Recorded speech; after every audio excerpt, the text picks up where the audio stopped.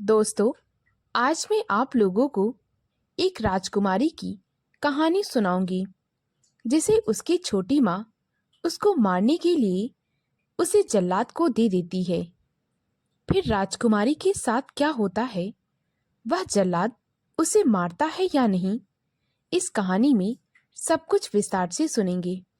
अगर इससे पहले आप मेरे चैनल पर नए हैं तो प्लीज़ मेरे चैनल को सब्सक्राइब करें, वीडियो को लाइक और शेयर करें। तो आइए कहानी को सुनते हैं।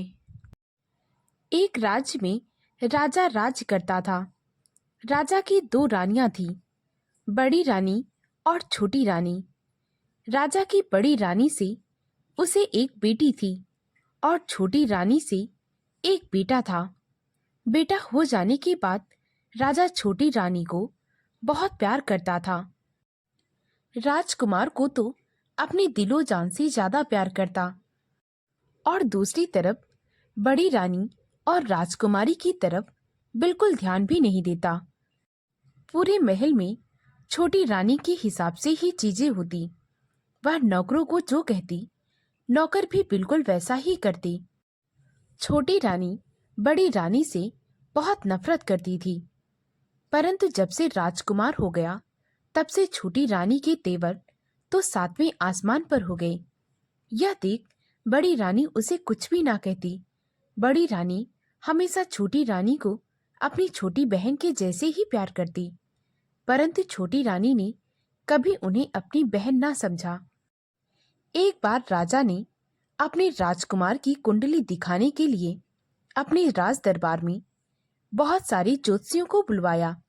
सारे ज्योतिषी राज दरबार में आए और उन्होंने राजकुमार की कुंडली देखना शुरू कर दिया। इस पर वे सब राजा से कहने लगे, माफ कीजिए महाराज, आपके राज्य का उत्तराधिकारी यानी कि अगला राजा राजकुमार नहीं बल्कि कोई और होगा। राजकुमार के जीवन में तो सन्यासी बनना लिखा है। वे एक सन्यासी की तरह अपना जीवन बिताएंगे। यह सुनकर राजा को बहुत धक्का लगा, क्योंकि वह चाहता था कि राजकुमार उनके मरने के बाद राजगद्दी पर बैठे।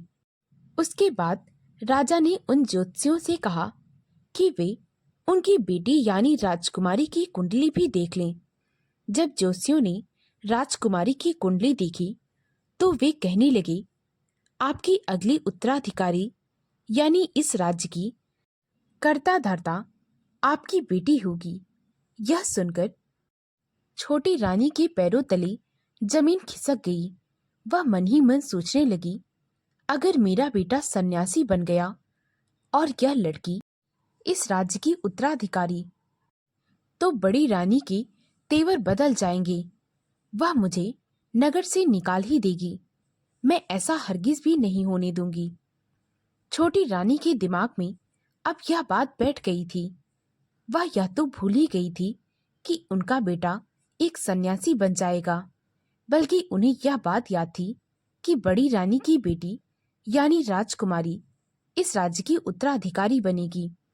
इसीलिए उन्होंने सोचा कि अगर राजकुमारी जीवित ही नहीं बचेगी तो यह राज्य की उत्तराधिकारी कैसे बनेगी।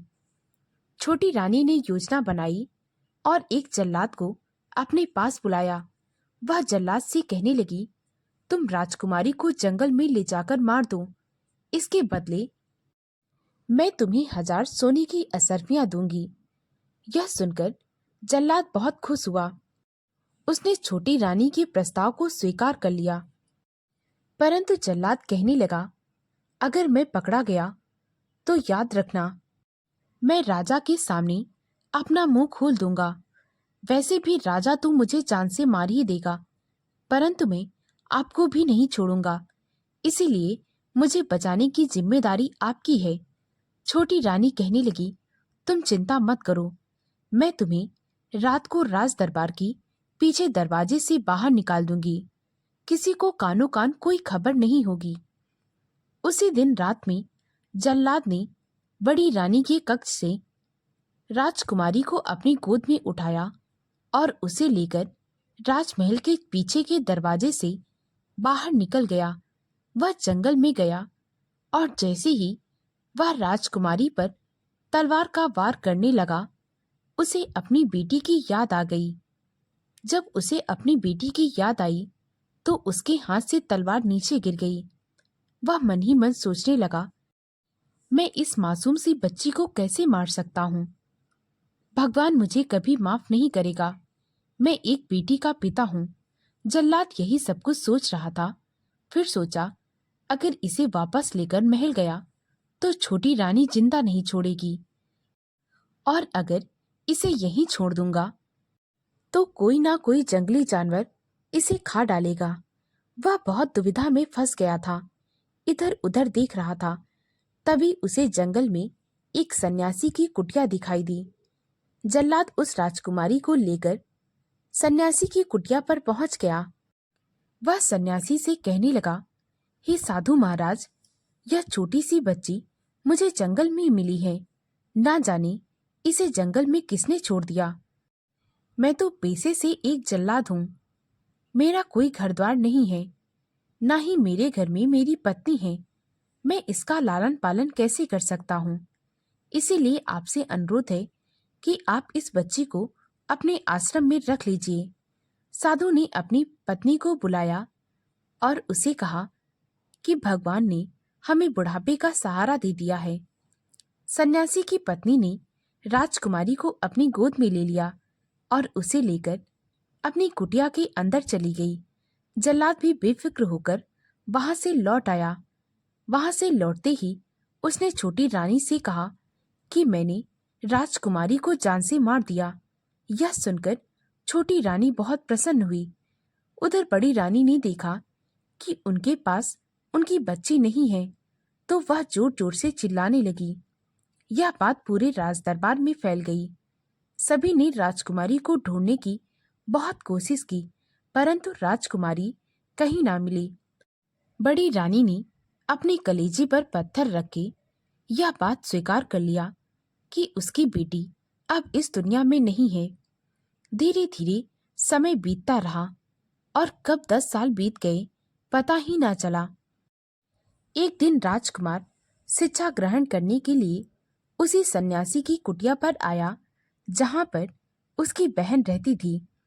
सन्यासी ने राजकुमार को अपनी कुटिया में रख लिया और राजकुमार को शिक्षा दीक्षा देने लगा। दोनों भाई बहन एक साथ बड़े होने लगे।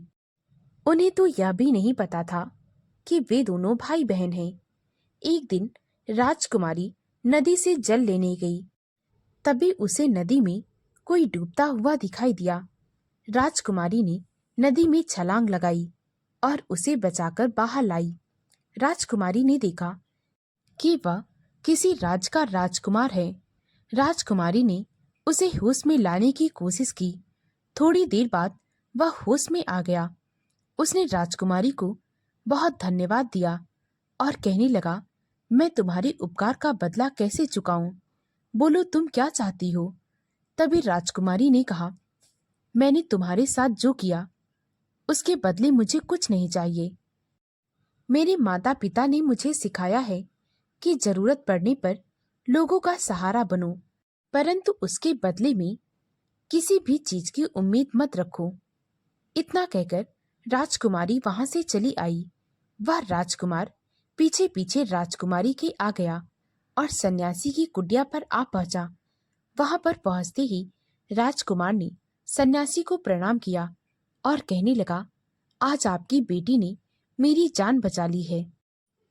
जब मैंने इनसे कहा कि इसके बदले में तुम कुछ मांग लो, तो इन्होंने मांगने से इनकार कर दिया, परंतु मैं इन्हें कुछ देना चाहता हूँ। तभी सन्यासी ने कहा, अगर कुछ देना चाहते हो तो तुम मेरी बेटी के साथ विवाह कर लो। इतना सुनकर राजकुमार बहुत प्रसन्न हुआ, क्योंकि वह राजकुमारी को पसंद करने लगा था। वह तो चाहता ही था कि वह राजकुमारी के साथ विवाह कर ले, परंतु वह अपने मन की बात सन्यासी से भला कैसे कहता। सन्यासी ने राजकुमार के साथ अपनी बेटी का विवाह करा दिया। राजकुमारी की कुंडली में तो राजयोग था ही, इसीलिए वह राजकुमार की पत्नी बनकर उसके साथ उसके नगर में चली गई। इधर छोटी रानी का बेटा जो सन्यासी की कुटिया में एक सन्यासी की तरह अपना जीवन बिता रहा था। कुछ दिनों बाद राजकुमारी ने दो जुड़वा बच्चों को जन्म दिया। एक दिन वह अपने पति और अपने दोनों बच्चों के साथ सन्यासी की कुटिया में आए। राजकुमारी ने अपने पालनहार माता पिता को प्रणाम किया। तभी अचानक से घायल अवस्था में वही जल्लाद वहां पर आ जाता है जो राजकुमारी को आश्रम में छोड़कर गया था।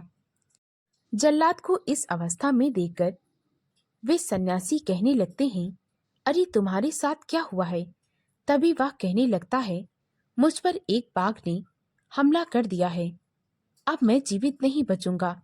आज मैं आपको एक सच्चाई बताने जा रहा हूँ। मैंने उस दिन जिस लड़की को आपके पास छोड़ा था वह कोई नाम लड़की नहीं बल्कि इस राज की राजकुमारी है। और आपके पास जो सन्यासी के रूप में शिक्षा ग्रहण करने आया है वह और कोई नहीं बल्कि राजकुमार है। यह सुनकर राजकुमारी अपने भाई की तरफ देखने लगी। दोनों भाई बहन ने एक दूसरे को गले से लगाया। सन्यासी को उस जल्लाद ने सारी कहानी बता दी और थोड़ी देर बाद उसकी जान निकल गई। राजकुमार राजकुमारी से कहने लगा, मुझे माफ कर दो बहन, आज मेरी वजह से तुम्हारे साथ इतना कुछ हुआ। तभी राजकुमारी ने कहा, इसमें आपकी कोई गलती नहीं है और अब आप मेरी मानिए तो वापस लौट जाइए। माता पिता को आपकी जरूरत होगी। इस पर राजकुमार ने कहा, मैं महल वापस नहीं जाऊंगा। मैं उस औरत का चेहरा भी नहीं देखना चाहता जिसने आपके साथ इतना गलत किया है। राजकुमारी ने अपने भाई को खूब समझाया और उसे लेकर राजमहल गई। राजमहल पहुंचकर राजकुमार और राजकुमारी को पता चलता है कि 1 साल पहले ही राजा की मृत्यु हो गई है और छोटी रानी महल की छत से नीचे गिर गई थी, जिसकी वजह से वह अब कमर से नहीं चल पाती। उनके पास से इतनी बदबू आती है कि कोई भी नौकर उनके पास जाने के लिए तैयार नहीं होता। राज्य की सारी बागडोर इस समय बड़ी रानी संभाल रही हैं। राजकुमारी सबसे पहले छोटी रानी के पास जाती है। छोटी रानी ने जब राजकुमारी को देखा तो वह उनसे माफी मांगने लगती हैं। राजकुमारी छोटी रानी से कहती हैं, छोटी माँ, आप माफी मत मांगे।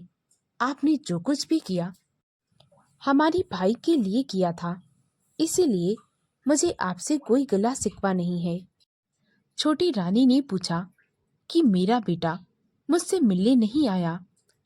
तभी राजकुमारी ने कहा, नहीं नहीं, वह भी मेरे साथ आए हैं, परंतु अभी वह बड़ी माँ से मिलने गए हैं।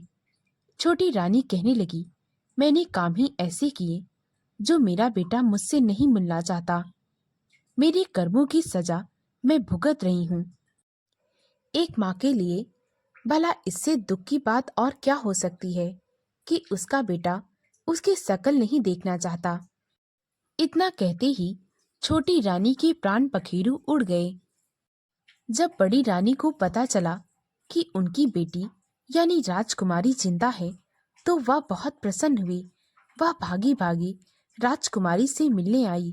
दोनों माँ बेटी एक दूसरे के गले लगकर खूब रोई। उसके बाद सबने छोटी रानी का अंतिम संस्कार किया। राजकुमारी ने अपने भाई को समझाया कि वह राजगद्दी संभाल ले, परंतु राजकुमार ने राज्यपाट संभालने के लिए इनकार कर दिया और वह फिर से सन्यासी के आश्रम में चले गए। राजकुमार ने अपना पूरा जीवन सन्यासी की तरह बिताने का निर्णय कर लिया। राजकुमारी ने राज की बागडोर अपने हाथ में ले ली। दोस्तों, अगर आपको मेरी कहानी अच्छी लगी हो तो प्लीज़ मेरे वीडियो को लाइक और शेयर करें। मुझे ज़्यादा से ज़्यादा सपोर्ट करें ताकि मैं आप लोगों के लिए और भी अच्छी अच्छी कहानियाँ ला सकूं। कहानी को पूरा सुनने के लिए बहुत बहुत धन्यवाद।